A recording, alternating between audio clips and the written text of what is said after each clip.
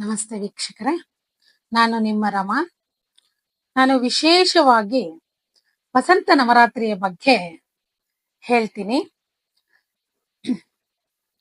ಒಂದು ವರ್ಷದಲ್ಲಿ 4 ನವರಾತ್ರಿಗಳು ಬರುತ್ತೆ ಒಟ್ಟು.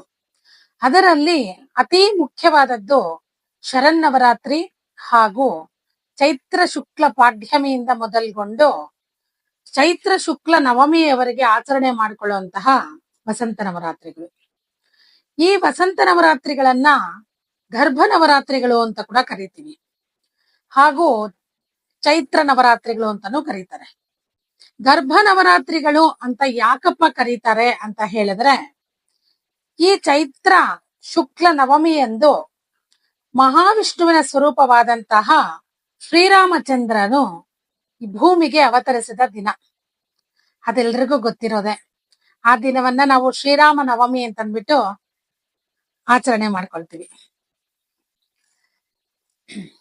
ಈ ನವರಾತ್ರಿ ಮುಖ್ಯ ಉದ್ದೇಶ ಏನು, ಇದು ಯಾವ ದೇವರಿಗೆ ಸಂಬಂಧಪಟ್ಟಿದ್ದು ಅಂತ ಹೇಳಿದಾಗ, ಈ ಚೈತ್ರ ಶುಕ್ಲ ಪಾಡ್ಯಮಿಯಿಂದ ಹಿಡಿದು ಚೈತ್ರ ಶುಕ್ಲ ನವಮಿಯವರೆಗೆ ಮಾಡುವಂತಹ ಈ ವಸಂತ ನವರಾತ್ರಿಯ ಮುಖ್ಯ ದೇವರು ಯಾರಪ್ಪ ಅಂತ ಹೇಳಿದ್ರೆ, ಆದಿಪರಾಶಕ್ತಿಯಾದಂತಹ ಲಲಿತಾ ಪರಮೇಶ್ವರಿಯನ್ನ ನಾವು ಪೂಜಿಸಬೇಕಾಗತ್ತೆ. ಈಗ ಈ ವಸಂತ ನವರಾತ್ರಿ ಏನಕ್ಕೋಸ್ಕರ ಮಾಡಬೇಕು ಎಲ್ಲರೂ, ಅಮ್ಮನವರ ಕೃಪಾ ಕಟಾಕ್ಷಕ್ಕೆ, ಅಮ್ಮನ ಅನುಗ್ರಹಕ್ಕೆ ಏನಕ್ ಪಾತ್ರ ಆಗ್ಬೇಕು ಅಂತ ಹೇಳಿದ್ರೆ, ವರ್ಷದಲ್ಲಿ ಪ್ರತಿ ಮಾನವನಿಗೂ 2 ಗಂಡಾಂತರ ಅಂತಂದ್ಬಿಟ್ಟು ಇರತ್ತೆ. ಅದರಲ್ಲಿ ಆಶ್ವೀಜ ಮಾಸ ಹಾಗೂ ಚೈತ್ರ ಶುಕ್ಲ ಪಾಡ್ಯಮಿ ಅಂದ್ರೆ ವಸಂತ ಋತು ಆರಂಭ ಆದಾಗ ಋತು ಬದಲಾವಣೆಯಿಂದ 2 ಗಂಡಾಂತರಗಳು ಅನ್ನೋದು ಇರತ್ತೆ. ಅಂದ್ರೆ ಅಪಮೃತ್ಯು ದೋಷಗಳು. ಈ ಅಪಮೃತ್ಯು ದೋಷಗಳು ಯಮದಂಸ್ತ್ರಗಳು ಅಂತಾರೆ ಅದನ್ನ. ಅದು ನಮ್ಮ ಹತ್ರಕ್ ಬರಬಾರ್ದು ಅಂತ ಹೇಳಿದ್ರೆ, ಯಾವುದೇ ಪ್ರಮಾದಗಳು ಯಾವುದು ಆಗ್ಬಾರ್ದು ಅದರಿಂದ ಅಂತ ಹೇಳಿದ್ರೆ, ನಾವು ಈ ವಸಂತ ನವರಾತ್ರಿಯನ್ನ ಆಚರಿಸ್ಕೋಬೇಕಾಗತ್ತೆ. ಈ ವಸಂತ ನವರಾತ್ರಿಯನ್ನ ಹೇಗೆ ಆಚರಿಸ್ಕೋಬೇಕು ಅಂತ ಕೇಳಿದಾಗ, ಈ ವಸಂತ ನವರಾತ್ರಿಯನ್ನ ಚೈತ್ರ ಶುಕ್ಲ ಪಾಡ್ಯಮಿ ಅಂದ್ರೆ ಯುಗಾದಿ ಹಬ್ಬದಿಂದ ಹಿಡಿದು ಚೈತ್ರ ಶುಕ್ಲ ನವಮಿ ಅಂದ್ರೆ ಶ್ರೀರಾಮ ನವಮಿವರೆಗೆ ಆಚರಣೆ ಮಾಡ್ಕೋಬೇಕು. ಈ ಯಾವ ತರ ಆಚರಣೆ ಮಾಡ್ಬೇಕು ಅಂದ್ರೆ, ಒಂದು ಲಲಿತಾ ಪರಮೇಶ್ವರಿಯ ಫೋಟೋ ಒಂದು ಇಟ್ಕೋಬೇಕು. ಆ ಫೋಟೋಗೆ ಪ್ರತಿನಿತ್ಯ ಪೂಜೆ ಮಾಡ್ಬೇಕು. ಅಂದ್ರೆ ಇದಕ್ಕೇನಾದ್ರೂ ದೀಕ್ಷೆ ಏನಾದ್ರೂ ಮಾಡ್ಬೇಕಾ ಅಂತ ಕೆಲವರು ಕೇಳ್ತಾರೆ. ದೀಕ್ಷೆ ಅಂತಂದ್ರೆ ಪ್ರತ್ಯೇಕವಾಗಿ ಏನ್ ದೀಕ್ಷೆ ಮಾಡ್ಬೇಕು ಅಂತಂದ್ಬಿಟ್ಟು ಏನಿಲ್ಲ. ಅಂದ್ರೆ ಯಾವುದೇ ವ್ರತ ಆಗ್ಲಿ, ಯಾವುದೇ ಒಂದು ನಿಯಮದಿಂದ ಭಕ್ತಿಯಿಂದ ನಾವು ಒಂದು ದೇವ್ರನ್ನ ಅನ್ನೋದು ನಾವು ಇಟ್ಕೊಂಡು, ಒಂದು ಕಳಶ ಇಡ್ಲಿ ಅಥವಾ ಒಂದು ಫೋಟೋಗೆ ಆಗ್ಲಿ, ಯಾವುದೇ ಆಗ್ಲಿ, ವಿಗ್ರಹಕ್ಕೆ ಆಗ್ಲಿ, ನಾವು ಒಂದು ಹರಕೆ ಅಂತ ಅನ್ಕೊಂಡಾಗ ಯಾವ ತರ ನಾವು ಪೂಜೆ ಮಾಡ್ತೀವಿ, ಆ ತರ ಈ ವಸಂತ ನವರಾತ್ರಿಗಳಲ್ಲೂ ಪೂಜೆಯನ್ನು ಮಾಡ್ಬೇಕು. ಅಂದ್ರೆ ದೀಕ್ಷೆ ಅಂತ ಬಂದಾಗ ಒಂದು ಸಮಯ ಪಾಲನೆ ಅಂತಂದ್ಬಿಟ್ಟು ಇಟ್ಕೋಬೇಕು. ಹಾಗೆ ರಾತ್ರಿ ಒಂದು ಪ್ರತ್ಯೇಕವಾಗಿ ನೆಲದ ಮೇಲೆ ಒಂದು ಚಾಪೆ ಹಾಸ್ಕೊಂಡು ಮಲ್ಕೋಬೇಕು.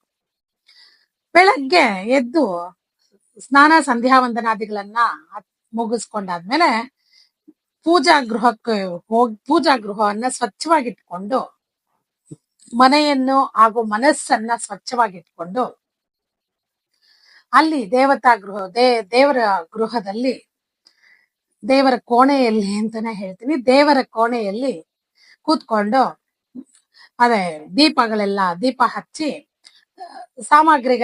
ಪೂಜಾ ಸಾಮಗ್ರಿಗಳೆಲ್ಲವನ್ನ ಒದಗಿಸ್ಕೊಂಡು ಅಲ್ಲಿ ಇಟ್ಕೊಂಡು ನೈವೇದ್ಯ ಅನ್ನೋದು ಮಾಡ್ಬೇಕು. ಒಂದು ಅಮ್ಮನವರನ್ನ ಒಂದು ಪಂಚೋಪಚಾರಗಳಿಂದ ಪೂಜೆ ಮಾಡೋದು. ಶಕ್ತಿ ಇದ್ರೆ ಷೋಡಶೋಪಚಾರಗಳಿಂದ ಪೂಜೆ ಮಾಡ್ಬೋದು. ಈ ಪಂಚೋಪಚಾರ ಹಾಗೂ ಷೋಡಶೋಪಚಾರ ಪೂಜೆ ನಮಗ್ ಗೊತ್ತಿಲ್ಲ ಅಂತ ಹೇಳಿದಾಗ ನಾನು ಡಿಸ್ಕ್ರಿಪ್ಷನ್ ಅಲ್ಲಿ ಕೊಟ್ಟಿರ್ತೀನಿ. ಪಂಚೋಪಚಾರ ಪೂಜೆ ಅಂತ ಹೇಳಿದಾಗ ಇದಕ್ಕೆ ಧೂಪ, ದೀಪ, ನೈವೇದ್ಯ, ಮಹಾಮಂಗಳಾರತಿ ಹಾಗೂ ತಾಂಬೂಲ ಕೊಡೋದನ್ನ ಪಂಚೋಪಚಾರ ಪೂಜೆ ಅಂತ ಕರಿತೀವಿ. ಷೋಡಶೋಪಚಾರ ಪೂಜೆ ಅದೆಲ್ಲಾನು ನಾನು ಇದ್ರಲ್ಲಿ ಕೊಡ್ತೀನಿ, ಡಿಸ್ಕ್ರಿಪ್ಷನ್ ಅಲ್ಲಿ ಕೊಟ್ಟಿರ್ತೀನಿ.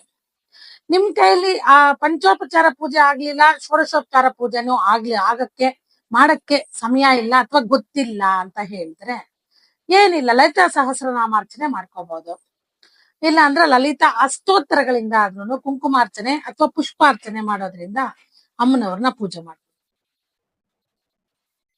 ಅದು ಎರಡೂ ನಮ್ಗೆ ಲಲಿತಾ ಸಹಸ್ರನಾಮನೂ ಹೇಳಕ್ ಬರ್ಲಿಲ್ಲ ಅಥವಾ ಅಷ್ಟೋತ್ರನೂ ನಮ್ಗೆ ಹೇಳಕ್ ಬರಲ್ಲ ಅಂತ ಹೇಳಿದಾಗ ಒಂದು ಕ್ಯಾಸೆಟ್, ಇವಾಗೇನ್ ಮೊಬೈಲ್ ಎಲ್ಲರ ಮನೆಯಲ್ಲೂ ಇದ್ದೇ ಇರುತ್ತೆ, ಅದ್ರಲ್ಲಿ ಲಲಿತಾ ಸಹಸ್ರನಾಮ ಅಂತ ಹೇಳಿದ್ರೆ ಬರುತ್ತೆ.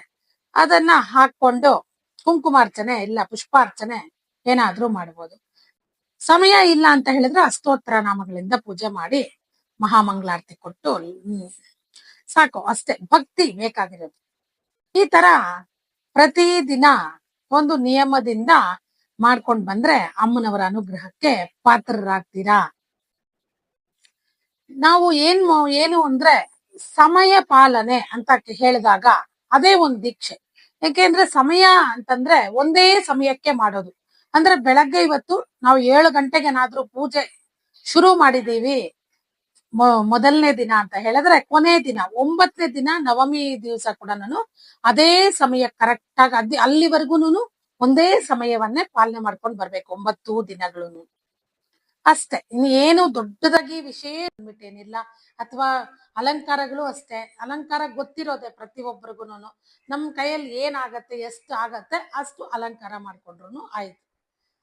ಬೇಕಾಗಿರೋದು ಭಕ್ತಿಯಿಂದ ಅಮ್ಮನವರನ್ನ ಆ 9 ದಿನಗಳು ಪೂಜೆ ಮಾಡ್ಬೇಕು ಅಂತ ಅಷ್ಟೆ. ಆಮೇಲೆ ಇನ್ನೊಂದು ಹೇಳ್ಬೇಕು ಅಂತ ಹೇಳಿದ್ರೆ, ಯಾವತ್ತು ನಾವ್ ಯಾವುದೇ ಪೂಜೆ ಮಾಡೋವಾಗ್ಲಿ ಯಾವುದೇ ಮನುಷ್ಯರನ್ನೇ ಆಗ್ಲಿ ಅಥವಾ ಬೇರೆ ಯಾವುದೇ ಒಂದು ಪ್ರಾಣಿನೇ ಆಗ್ಲಿ ಒಂದು ಅದನ್ನ ಬೈಯೋದಾಗ್ಲಿ ಅಥವಾ ಅದಕ್ಕೊಂದು ನೋವು ತರೋದಾಗ್ಲಿ, ಒಬ್ಬ ಮನುಷ್ಯನಿಗೆ ಆಗ್ಲಿ ನೋವು ಕೊಡೋದಾಗ್ಲಿ ಈ ತರ ಮಾಡಬಾರ್ದು.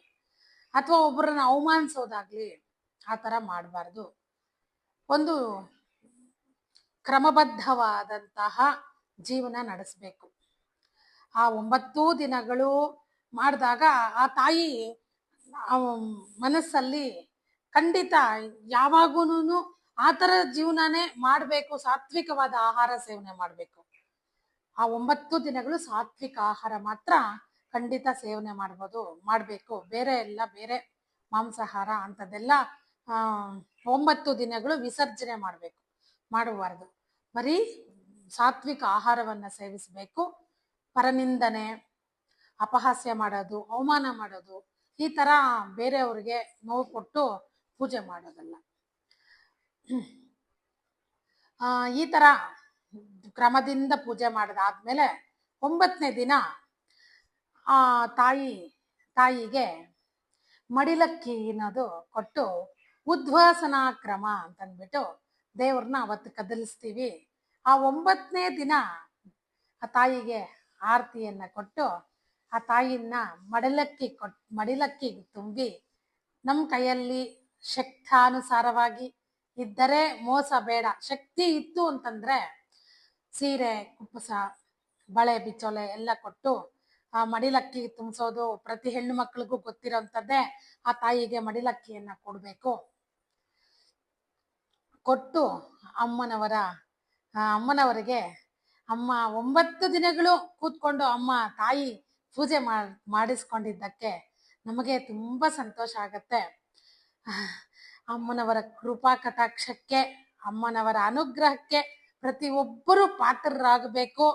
ನೀವೆಲ್ರೂ ಪೂಜೆ ಮಾಡ್ಕೋಬೇಕು ಅಂತ ಅಂದ್ಬಿಟ್ಟೆ ನನ್ನ ಉದ್ದೇಶ. ದಯವಿಟ್ಟು ಎಲ್ರು ಪೂಜೆ ಮಾಡಿ, ಎಲ್ಲರಿಗೂ ಒಳ್ಳೇದಾಗತ್ತೆ. ಖಂಡಿತ ಒಳ್ಳೇದ್ ಮಾಡ್ತಾರೆ ಆ ತಾಯಿ. ಆಮೇಲೆ ಇನ್ನು ಕೆಲವ್ರಿಗೆ ಏನಪ್ಪಾ ಅಂದ್ರೆ, ಒಂದ್ಸತಿ ಮಾಡಕ್ ಶುರು ಮಾಡಿದ್ರೆ ಇದನ್ ಯಾವತ್ತಿಗೂ ಮಾಡ್ಬೇಕಾ ಅಂತಂದ್ಬಿಟ್ಟು ಪ್ರಶ್ನೆ ಇರುತ್ತೆ ನೋಡಿ. ಇವಾಗ 9 ದಿನ ಇವಾಗ ಕ್ರಮಬದ್ಧತೆಯಿಂದ 1 ದಿನ ಆರಂಭ ಮಾಡಿದ್ರೆ 2ನೇ ದಿನ ಅದೇ ಸಮಯಕ್ಕೆ ಅಮ್ಮ ಬುದ್ಧಿ ಕೊಟ್ಟು ತಕ್ಷಣ ನಾವು ಅಲ್ಲಿ ಹೋಗಿ ಕೂತ್ಕೊಂಡು ಆ ಪೂಜಾ ಗೃಹದಲ್ಲಿ ಹೋಗಿ ಮಾಡ್ಬೇಕು ಅಂತ ಅಂದ್ಬಿಟ್ಟು ನಮಗಾಗಿ ನಮ್ಗೆ ಮನಸ್ಸು ಬರುತ್ತೆ. ಆತರ 9 ದಿನ ಮಾಡ್ದಾದ್ಮೇಲೆ ಮುಂದಿನ ವರ್ಷ ಮಾಡ್ಬೇಕಾ ಬೇಡ್ವಾ ಅನ್ನೋದು ಆ ತಾಯಿ ನಡೆಸ್ಕೊಳ್ತಾರೆ. ಅಂದ್ರೆ ನಮ್ಮ ಪೂಜೆ ಆ ತಾಯಿ ಇಷ್ಟ ಆಯ್ತು, ನಮ್ಮ ಮೇಲೆ ಇಷ್ಟ ಆಯ್ತು, ನಮ್ಗ ಆ ಭಕ್ತಿ ಇದೆ ಅಂತ ಅಂದ್ಬಿಟ್ಟು ಹೃದಯದಲ್ಲಿ ಯಾರು ಇಲ್ಲ, ತಾಯಿ ಇರೋದಲ್ವಾ ಆ ಪ್ರಕೃತಿ ಮಹಾತಾಯಿ, ಆ ವಿಶ್ವದಲ್ಲಿ ಇರುವಂತಹ ತಾಯಿ ಗೊತ್ತಿಲ್ವಾ ನಮ್ಮ ಮನಸ್ಸಲ್ಲಿ ಹೆಂಗೆ ಎಷ್ಟು ಭಕ್ತಿಯಿಂದ ನಾವು ಮಾಡಿದ್ವಿ ಅಂತ. ಅದನ್ನ ನೋಡಿ ಆ ತಾಯಿನೇ ಆ ಆ ಬುದ್ಧಿಯನ್ನ ಆ ಮನಸ್ಸನ್ನ ಕೊಟ್ಟು ಅವ್ರ ಪೂಜೆ ಮಾಡಿಸ್ಕೊಳ್ತಾರೆ. ಅಕಸ್ಮಾತ್ ಮಾಡಕ್ ಆಗ್ಲಿಲ್ಲಪ್ಪ ಒಂದ್ ವರ್ಷ ಅಂತಂದ್ರೆ ಏನ್ ಮುಳುಗೋಗಿದ್ದೇನಿಲ್ಲ, ಏನು ಆಗೋದಿಲ್ಲ ಆಯ್ತಾ. ಬೇಕಾಗಿರೋದು ಈಗ ಎಲ್ಲರೂನು ಚೈತ್ರ ಶುಕ್ಲ ಪಾಡ್ಯಮಿ ಯುಗಾದಿ ಹಬ್ಬದಿಂದ ಮೊದಲ್ಗೊಂಡು ನವಮಿವರೆಗೆ 9 ದಿನಗಳು ಆ ಪರಾಶಕ್ತಿಯ ಪೂಜೆಯನ್ನು ಮಾಡಿ ಅಮ್ಮನವರ ಕೃಪಾ ಕಟಾಕ್ಷಕ್ಕೆ ಅವರ ಅನುಗ್ರಹಕ್ಕೆ ಪಾತ್ರರಾಗಿ ಎಲ್ಲರಿಗೂ ಒಳ್ಳೆಯದಾಗ್ಲಿ ಅಂತ ಬಯಸ್ತಾ, ದಯವಿಟ್ಟು ನನ್ನ ಈ ವಿಡಿಯೋ ನಿಮ್ಮೆಲ್ರಿಗೂ ಇಷ್ಟ ಆಗಿದೆ ಅಂತ ನಾನು ಭಾವಿಸ್ತೇನೆ.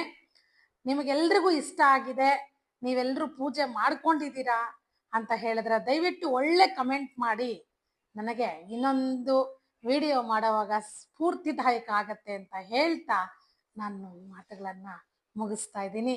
ದಯವಿಟ್ಟು